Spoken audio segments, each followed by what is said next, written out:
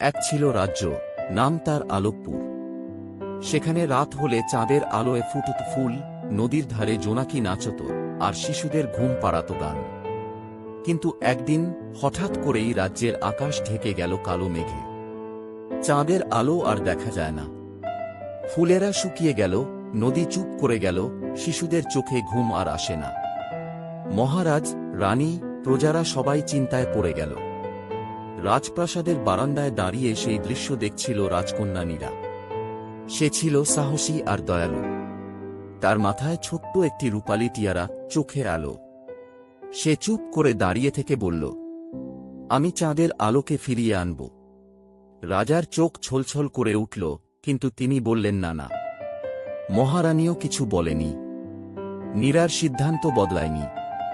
পরদিন রাতের ঠিক আগে সে তার সবচেয়ে ভালো বন্ধু, কথা বলা চাঁদ ভোলা পাখিকে নিয়ে বেরিয়ে পড়ল জাদুর জঙ্গলের পথে। চাঁদ ভোলা কথা বলার সাথে সাথে নিজের গায়ের রঙও বদলাতে পারত। সেই জঙ্গল ছিল এক রহস্যময় জায়গা। গাছে জলজল করত আলো, ফুলেরা ফিসফিস করে গল্প বলত। হঠাৎ এক নদী এসে বলল, চাঁদের আলো আটকে রেখেছে অন্ধকার রাক্ষস, যে থাকে গহীন গুহার ভেতর। তার ভয় একটাই, চাঁদের ফুলের আলো। নীরা আর চাঁদ ভোলা এগিয়ে চলল। অনেক